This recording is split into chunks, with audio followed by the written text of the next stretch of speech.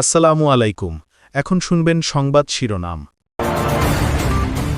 ধর্ম ব্যবহার করে মানুষকে বিভ্রান্ত করছে একটি পক্ষ, ঠাকুরগাঁয়ে মির্জা ফখরুল।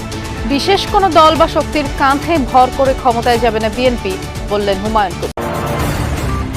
কিশোরগঞ্জ ময়মনসিংহে জামায়াত আমিরের জনসভা। আইডি হ্যাকের বিষয়টি স্পষ্ট হলেও নারী ইস্যুতে ফায়দা নিচ্ছে একটি দল, ক্ষোভ ডাক্তার শফিকুরের। রাজধানী সহ সারা দেশে নির্বাচনী প্রচার তুঙ্গে, এলাকার উন্নয়ন সহ দিচ্ছেন নানা প্রতিশ্রুতি। শান্তিপূর্ণ পরিবেশে হবে ভোট, আশা ভোটারদের। এতক্ষণ শুনছিলেন সংবাদ শিরোনাম, এবার বিস্তারিত। বিশেষ কোনো দেশ বা শক্তির কাঁধে ভর করে ক্ষমতায় যাবে না বিএনপি। দলটির এই অবস্থান স্পষ্ট করে চেয়ারম্যানের পররাষ্ট্র বিষয়ক উপদেষ্টা হুমায়ুন কবির বলেছেন, ভারত বা অন্য কোনো দেশকে ইমপ্রেস করার নীতি নেবেন না তারা। জানালেন, সরকার গঠন করতে পারলে জনগণকে না জানিয়ে কোনো রাষ্ট্র বা বিদেশি কোম্পানির সাথে চুক্তিও করা হবে না। দাবি, ভারত পাকিস্তানের মতো গোয়েন্দা সংস্থা নির্ভর নয়, আগামীর বাংলাদেশের কূটনৈতিক সিদ্ধান্ত নেবেন রাজনীতিকরা। বিএনপির যুগ্ম মহাসচিব ও চেয়ারম্যানের পররাষ্ট্র বিষয়ক উপদেষ্টার সাথে কথা বলেছেন আমাদের সহকর্মী মাহফুজ মিশু। দিল্লি নয়, পিন্ডি নয়, নয় অন্য কোন দেশ, সবার আগে বাংলাদেশ। সবার আগে বাংলাদেশ, মূলত এ বার্তা নিয়েই ভোটের মাঠে বিএনপি। সেখান থেকেই প্রশ্ন, সরকার গঠন করতে পারলে কূটনীতির অগ্রাধিকার কি হবে?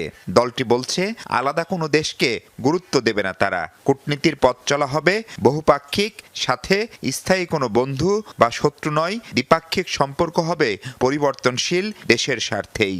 Our foreign policy position will be based on the national interests of the people of Bangladesh. 5 আগস্টের গণ অভ্যুত্থানের পর থেকেই চরম টানাপোড়েনে ঢাকা দিল্লি সম্পর্ক। ভোটের পর এই সম্পর্ক কি স্বাভাবিক হবে? শেখ হাসিনা আর আওয়ামী লীগ ভারত বুঝতে হবে বাংলাদেশে এক্সিস্ট করে না। আর এই জিনিসটা যদি তারা বুঝতে পারে, তাহলে ওই মাইন্ডসেটে তারা যদি আসে, এটা হচ্ছে বেসিক একটা foundation for moving relations forward. এখানে ভারতকে ইমপ্রেস করার রাজনীতি আমরা করি না, আমরা বাংলাদেশের মানুষকে নিয়েই রাজনীতি করি। নতুন সরকার গঠনের পরপরই নবায়ন করতে হবে গঙ্গা চুক্তি। আর দীর্ঘদিন ঝুলে থাকা তিস্তার পানি চুক্তি নিয়েও ভারত না চীন কোন পথে হাঁটবে আগামীর বাংলাদেশ? ইন্ডিয়া হ্যাপি না চায়না হ্যাপি, এটা আমাদের জন্য প্রাধান্য না। আমাদের জন্য প্রাধান্য তিস্তা হওয়া, এবং যে কোনো মূল্যে আমরা এটা আমাদের করতেই হবে। তো দরকার হইলে আমরা ইন্টারন্যাশনাল কোর্টে যাব, এই দাবি দেখে আমরা সরে আসবো না ওখানে। It is a top priority for us. বিশেষ কোনো শক্তি বা দেশের কাঁধে ভর করে যে ক্ষমতায় থাকা যায় না, সেটি 5 আগস্টের শিক্ষা বলে মনে করছে বিএনপি। কোনো পলিটিক্যাল ক্লাস বা পলিটিক্যাল স্টেক হোল্ডার যে বাংলাদেশকে একটি গোলাম রাষ্ট্র হিসাবে অন্যর উপর নির্ভরশীল করে রাষ্ট্র পরিচালনা করবে, ইট ডাজন্ট এক্সিস্ট। যদি কেউ চেষ্টাও করে, they will be thrown out. হাসিনার মতো মিস্টেক কেউ আর করবে না। It is a wake-up call to the political class of Bangladesh, এবং it will stand as an example of what can come if you misrule this country. যুক্তরাষ্ট্র, চীন বা ভারত যে কোনো সম্পর্কেই দেশের স্বার্থ প্রাধান্য পাবে দাবি করে বিএনপি ক্ষমতায় গেলে গোপন কোনো চুক্তির আশঙ্কা নাকচ করেন দলটির এই যুগ্ম মহাসচিব। ন্যাশনাল ইন্টারেস্টের ভিত্তিতে যে কোনো চুক্তি, এটা পার্লামেন্টে ডিসকাশন হবে। পার্লামেন্টে ডিসকাশন হওয়ার পরে it will be approved. Is at the center. না, প্রশ্নই আসে না। নারী ইস্যুকে কাজে লাগিয়ে কিছু গ্রুপ জামায়াতের পেছনে লেগেছে। আইডি হ্যাকের বিষয়ে সবকিছু স্পষ্ট হওয়ার পরও একে নিয়ে ফায়দা লুটতে তৎপর একটি রাজনৈতিক দল, এমনটা বলেছেন জামায়াত ইসলামের আমির ডাক্তার শফিকুর রহমান। সকালে নির্বাচনী জনসভায় যোগ দিয়ে কিশোরগঞ্জে তিনি বলেন, জামায়াত কারো কাছে কোনো আনুকূল্য চায় না, কিন্তু কেউ ক্ষতি করতে চাইলে ছাড় দেওয়া হবে না। নারীদের সমাজের সর্বোচ্চ সম্মানের জায়গায় রাখার প্রতিশ্রুতি দেন তিনি। আরও বলেন, ক্ষমতায় গেলে নদী দিয়ে উন্নয়ন শুরু করা হবে, কৃষিকে শিল্পে পরিণত করা হবে। এদেশে টাকা যারা পাচার করেছে সেই টাকা ফেরত আনারও প্রতিশ্রুতি দেন জামায়াত আমির।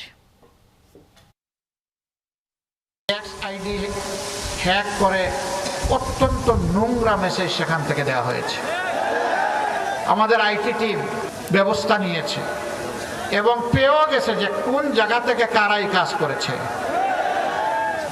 আশ্চর্যের বিষয়, একটি রাজনৈতিক সংগঠন এই সব কিছু স্পষ্ট হওয়ার পরেও এইটা নিয়ে তারা এখন ব্যবসা করছেন।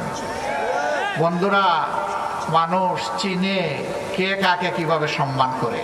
জনগণের ঠেলায় পড়ে বিএনপি এখন গণভোটে হ্যায়ের পক্ষে কথা বলছে। ময়মনসিংহে নির্বাচনী জনসভায় এমনটা বললেন জামায়াত আমির doctor Shafiqur Rahman. Circuit house ময়দানে আয়োজিত জনসভায় তিনি বলেছেন, দেশের টাকা যারা বাইরে পাচার করেছে তাদের ঘুম হারাম করে দেবে জামায়াত।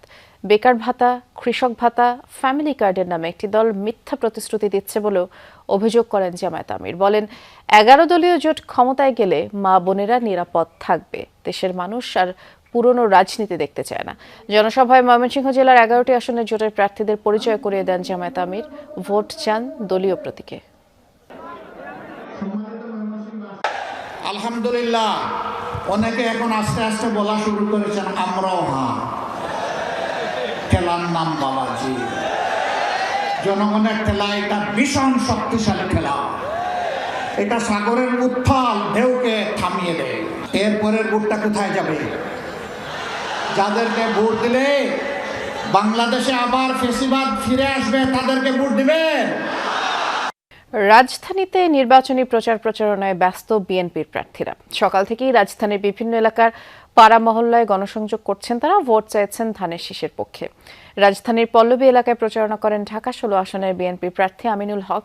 অভিযোগ করেন, জামায়াত ইসলামীর নেতারা অপপ্রচার চালিয়ে নির্বাচনী পরিবেশ অস্থির করার চেষ্টা করছে।